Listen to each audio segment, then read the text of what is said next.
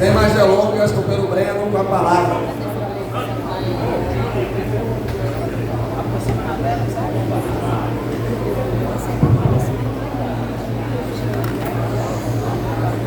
Boa noite a todos e a todas. Antes de mais nada, eu queria agradecer a organização desse lançamento, agradecer o empenho de todas as organizações, partidos e entidades, agradecer em especial meu amigo e companheiro Daniel e, obviamente, agradecer a presença de todos e todas e agradecer também que todos foram comprar o livro, porque o autor vive de vender livro.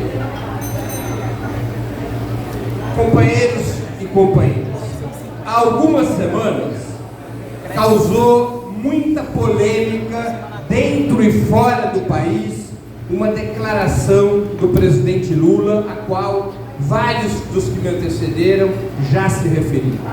O presidente Lula, em Addis Abeba, na Etiópia, ele emitiu uma declaração com dois elementos fundamentais. O primeiro deles não foi uma novidade. O presidente Lula reiterou o que já havia dito em outras oportunidades, de que o que está em curso na Palestina não é uma guerra, mas um genocídio contra mulheres e crianças. Mas o presidente Lula agregou à sua declaração um outro elemento. E esse outro elemento eu jamais havia escutado de uma outra liderança mundial. Esse outro elemento foi a comparação entre o regime sionista e o nazismo. Essa comparação coloca o dedo na contradição mais brutal do regime sionista, expõe as vísceras do regime sionista. O regime sionista teve no Holocausto, no assassinato de 6 milhões de judeus durante a Segunda Guerra Mundial, sua pia batismal, seu mito fundacional. Não fosse o Holocausto, não existiria o Estado de Israel. O Holocausto é que permitiu a criação de um consenso internacional em favor do projeto sionista. Foi o Holocausto que criou o ambiente que tornaria possível a aprovação pela Assembleia Geral das Nações Unidas, em 1947, da Resolução 181, mais conhecida como Partilha da Palestina. E foi essa resolução que deu vida ao Estado de Israel. Pois bem, como é possível que um regime como é o Estado de Israel, que deve sua origem ao Holocausto, como é possível que esse regime sionista cometa contra um outro povo, aplique contra um outro povo métodos tão semelhantes quanto aqueles que foram empregados pelos nazistas contra os judeus? Esta é a contradição mais brutal do regime sionista. Uma contradição sobre a qual normalmente as lideranças se calam. Muitos até pensam nisso ao ver a brutalidade da carnificina contra o povo palestino na faixa de Gaza. Mas coube ao presidente Lula colocar o dedo nessa ferida. E isso gerou um ataque de pelancas do sionismo mundo afora. Eles reagiram duramente contra o presidente Lula.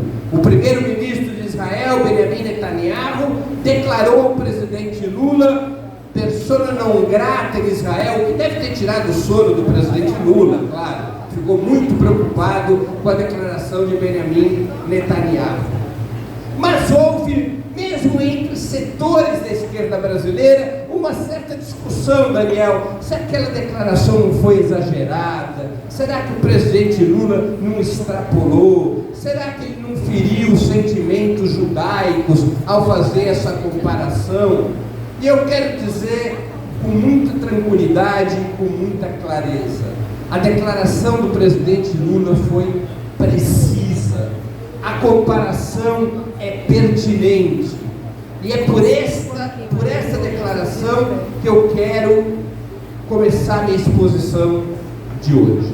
Em primeiro lugar, sou uma pessoa insuspeita para me referir a essa declaração do presidente Lula. Grande parte da minha família foi dizimada no Holocausto.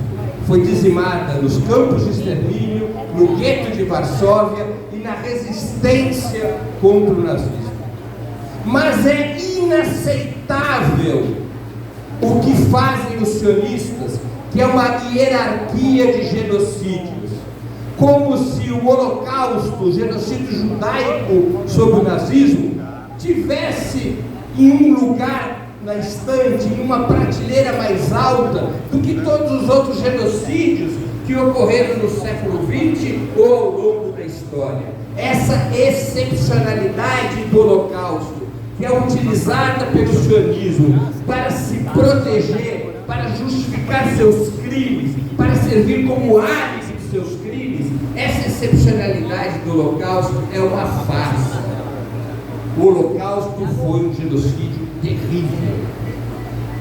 O Holocausto representou um genocídio em escala industrial, mas isso não o faz mais ou menos intenso do que qualquer outro genocídio. Não é possível aceitar uma hierarquia de genocídios. Mas não está apenas nisso a correção da intervenção do presidente Lula. É necessário entender que o sionismo, a doutrina encarnada pelo Estado de Israel, ele não é antípoda, ele não é antagônico ao nazismo. Ao contrário, o sionismo é da mesma família do nazismo, do fascismo, do regime do apartheid da África do Sul.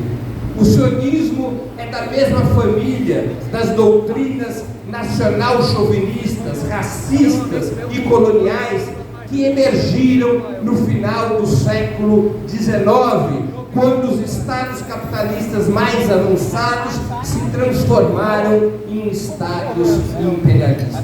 E é isso que eu vou buscar sintetizar nessa minha fala, que eu espero que seja relativamente breve. De toda maneira, eu não vou fazer spoiler do livro. A história é comprida, está no livro. Ali tem uma banquinha, comprei um livro e está toda a história. Eu vou aqui contar uma síntese disso, vou abordar sinteticamente isso. O sionismo nasce para atender a duas circunstâncias, a duas situações. O sionismo, como movimento, se organiza no final do século XIX. O seu ponto de partida é um livro de um jornalista húngaro, de um jornalista austro-húngaro, nascido em Budapeste, na época do Império Austro-Húngaro, e esse jornalista se chamava Theodor Herzl. Theodor Herzl é o patriarca do sionismo e escreveu um livro chamado Estado Judeu, ou Estado Judaico, dependendo da tradução, e esse livro orienta até hoje o movimento sionista. Em 1897 se reúne o primeiro Congresso Mundial Sionista em Basileia, na Suíça. E nesse congresso são tomadas as decisões fundamentais que iriam dar vida ao movimento sionista. A que circunstâncias, quais são essas duas circunstâncias às quais responde o sionismo? Uma dessas circunstâncias é o antissemitismo. O histórico ódio contra os judeus que havia se arrastado por séculos, desde que os judeus foram expulsos da Palestina no ano 70 da nossa era, quando o Império Romano destrói Jerusalém. A última rebelião judaica, ainda tentando resistir na Palestina, foi derrotada pelo imperador Adriano no ano 135. E a partir daí os judeus deixaram de viver na Palestina e emigraram fundamentalmente para a Europa. A partir da imigração dos judeus à Europa, começa a se constituir, sempre em solo europeu, o antissemitismo, o ódio contra os judeus, o racismo contra os judeus. Esse termo antissemita nasce também no século XIX. Lembremos que meados do século XIX fazia muito sucesso, estava na onda o pensamento positivista. E a intelectualidade antissemita alemã considerava um termo vulgar falar de Judenhass, de ódio aos judeus, e resolveu encontrar um termo científico para este ódio aos judeus, e esse termo científico passou a ser antissemitismo. Os judeus não são o único povo semita. Semita diz respeito a uma família linguística. Há uma família linguística na qual está o hebraico, na qual está o árabe, e na qual estão também uma série de outros idiomas mortos, como o aramaico, para citar mais um exemplo. Semita vem de Sem, filho de Noé, mas categoriza uma família idiomática da qual brotam os judeus e brotam os árabes. Mas o termo antissemita, a partir de 1868, passa a ser a forma pela qual se classificou, ou a forma pela qual se passou a classificar na Europa a perseguição, o ódio contra os judeus. Pois bem, o sionismo é uma resposta ao antissemitismo, a um problema real, a chamada questão judaica. No ambiente judaico e também fora desse ambiente judaico se discutia como enfrentar essa questão. O sionismo é uma das correntes político-ideológicas que intervém nesse debate e intervém com uma fórmula muito específica. Para fazer uma síntese, o sionismo propõe, para enfrentar o racismo antijudaico, o antissemitismo, o sionismo propõe Estado racista, de supremacia racial judaica, um etno-estado, uma etnocracia, um Estado no qual este grupo étnico, os judeus, seriam soberanos. Recordemos que no final do século XIX, os judeus não eram uma nacionalidade. 1800 anos depois da diáspora, os judeus haviam se integrado de uma maneira mais ou menos intensa às sociedades para as quais seus ancestrais haviam emigrado. Não havia uma nacionalidade judaica. É muito diferente do que a história colonial e anticolonial dos povos que constituíam uma nacionalidade, mas não possuíam autodeterminação porque o seu território era controlado por outro Estado. Nós podemos falar do povo brasileiro colonizado por Portugal, uma nacionalidade que buscava sua independência e sua autodeterminação, ou do povo espanhol, ou do povo norte-americano, ou do povo argelino, ou do povo vietnamita, cujos territórios eram ocupados por estados coloniais. Isto não acontecia com os judeus. Os judeus haviam se dispersado, os judeus haviam se integrado a outras sociedades, haviam se fundido às nacionalidades dos países, dos territórios para os quais haviam emigrado. Os judeus se constituíam tão somente, quando é criado o sionismo no final do século XIX, os judeus se constituíam tão somente em um grupo étnico-cultural, e parcialmente religioso, porque nem todos os judeus são religiosos. Muitos judeus são agnósticos ou ateus, como é o meu caso. Eu venho de uma família à toa, que não tem nenhum tipo de crença religiosa, e muitos são os judeus que não possuem nenhuma crença religiosa. Pois bem, não sendo uma nacionalidade, o que o sionismo propõe é criar um Estado com base em um grupo étnico, um etno-estado, eu repito, um Estado de supremacia racial judaica para combater o antissemitismo. O próprio Theodor Herzl, em seus diários, confessa isso. Ele diz, em um certo momento, eu agora entendo melhor o antissemitismo. Nós não devemos nos voltar contra o antissemitismo e tentar derrotá-los. Nós temos que construir um Estado que se aproprie das ferramentas do antissemitismo, mas para defender os judeus contra outras etnias e outras nacionalidades. É assim que se constitui um dos pilares do sionismo: construir um Estado de supremacia supremacia racial judaica. Mas esse é apenas um dos dois pilares do sionismo, não era o único pilar. Havia uma outra questão, na medida que os judeus não viviam concentradamente em nenhum território, onde construir esse Estado? Essa foi a outra questão posta pelo sionismo. No congresso ao qual eu me referi, que aconteceu em Basileia, na Suíça, havia grupos sionistas minoritários que acreditavam no slogan inicial do movimento sionista. Qual era esse slogan inicial? Uma terra sem povos para um povo sem terras. Era a ideia de que o Estado judaico, o Estado sionista, se constituísse em um território ermo, em um território vazio. Alguns grupos minoritários sionistas, nesse congresso de 1897, propuseram algumas hipóteses para construir o Estado de supremacia étnica judaica. Propuseram o Congo, propuseram Uganda e propuseram a Patagônia, regiões desérticas, livres de outros povos, nas quais se poderia constituir o Estado judaico. Nenhuma dessas hipóteses foi aceita. O que prevaleceu foi a hipótese de construir esse Estado de supremacia racial judaica na Palestina, nas terras ancestrais dos judeus, da onde eles haviam saído 1800 anos antes. Por que a proposta do sionismo foi a Palestina?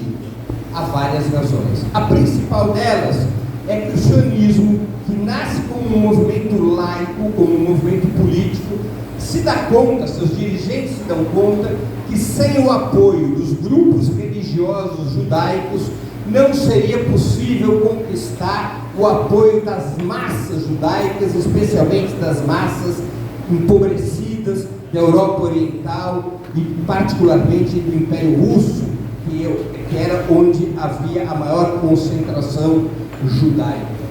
Mais ou menos como ocorre hoje, o recurso à religião como um instrumento da política. E o sionismo recorre a esses grupos religiosos judaicos. E esses grupos religiosos judaicos, eles se aferravam aos velhos textos que explicavam a antiga Canaã, renomeada Palestina pelo Império Romano, como a terra prometida, e que falava dos judeus como povo eleito, e que imaginavam e especulavam e debatiam em que condições o povo eleito poderia retornar à terra prometida. O sionismo oferece para certos grupos religiosos o apoio à tese do retorno do povo eleito à terra prometida, em troca do apoio desses grupos religiosos à tese sionista de construção de um Estado de supremacia racial judaica. E o sionismo também oferecia a esses grupos religiosos uma outra troca. Vocês nos apoiam no nosso projeto de construir o Estado judaico e, em troca, quando esse Estado for construído, vocês, representantes desses grupos religiosos, terão poderes nesse novo Estado. Nós construiremos um Estado semi-teocrático, um Estado no qual a religião judaica será oficial e terá diversos poderes e privilégios. E é a partir desse pacto com alguns grupos religiosos judaicos é que o sionismo faz a opção de construir o seu projeto na Palestina. Não foi uma negociação simples, porque nos textos religiosos judaicos, o caminho proposto pelo sionismo estava proibido. É muito claro no principal texto religioso judaico, que é o Talmud, de que os judeus somente poderiam retornar à Palestina e reconstruir o reino de Israel depois da chegada do Messias. Apenas a chegada do Messias, à luz da religião, liberaria a reconstrução do reino de Israel e antes o retorno do povo eleito à terra prometida. Tentar retornar à Palestina, ou construir, ou reconstruir o reino de Israel antes da chegada do Messias, pelos textos religiosos judaicos, era uma heresia, era um pecado capital, uma violação da vontade divina. Mas o sionismo, com as suas ofertas nesses grupos religiosos, o sionismo convence diversos grupos religiosos judaicos a inverter a ordem dos fatores. E esses grupos religiosos passam a defender a seguinte tese: o Messias somente chegará depois que o povo eleito, os hebreus, os judeus, retornarem à Palestina, a terra prometida, e reconstruírem o reino de Israel sob a forma do moderno Estado de Israel. Somente então virá o Messias. E esse novo discurso religioso é fundamental, como eu disse, para convencer as massas judaicas da Europa Oriental a abraçar a tese sionista da construção de um Estado de supremacia racial na Palestina. Mas havia um problema nessa hipótese levantada pelo sionismo de construir o Estado de supremacia racial na Palestina. 1800 anos depois da diáspora judaica, a Palestina era ocupada no final do século XIX, por ampla maioria, por uma população árabe muçulmana. Os judeus não passavam de 5% da população da Palestina. Os árabes muçulmanos representavam 85% da população. E a diferença era de outros grupos étnicos, incluindo cristãos. Como você vai construir um Estado de supremacia racial, de supremacia étnica, em um território que é majoritariamente ocupado por outro povo? Só existe um caminho, é o caminho da colonização. E o caminho da colonização passa pelo extermínio, pela expulsão ou pela submissão deste povo que é maioria no território. E é dessa maneira que o sionismo, que nasce como uma teoria racista, passa a ser também uma teoria colonial. A realização do projeto sionista passa a depender da colonização da Palestina. Esta é a essência do projeto sionista, desde os seus primórdios, nas suas mais diferentes alas, desde as alas que se auto-reivindicam como de esquerda, trabalhistas ou socialistas, até as suas alas abertamente pró-fascistas, como é o atual governo de Netanyahu. O consenso sionista se apoia nesses dois itens: a defesa de um Estado de supremacia étnica judaica e o direito de ocupar a Palestina para construir esse Estado. O sionismo não foi a única resposta entre os judeus para o antissemitismo. Havia outras respostas em disputa no final do século XIX, início do século XX, até meados do século XX. Havia os judeus religiosos ultra-ortodoxos que não aceitavam a mudança do discurso religioso que levaria à criação do sionismo religioso. Não aceitava a ideia das pré-condições para a chegada do Messias e, portanto, a bênção de certos setores religiosos ao projeto sionista. Havia grupos religiosos ultra-ortodoxos que não aceitavam essa tese e que defendiam a permanência dos judeus na diáspora, na Europa, nas Américas, para onde os judeus, na África, para onde os judeus haviam emigrado. Eram contrários à colonização da Palestina, e havia grupos ultra-ortodoxos judaicos na Palestina que eram contra a criação do Estado supremacista Israel. São grupos religiosos antisionistas. Vocês devem ter assistido nos meios de comunicação desde outubro vários protestos de grupos religiosos judaicos contra o sionismo, em solidariedade à questão palestina. São esses grupos aos quais eu me refiro. E havia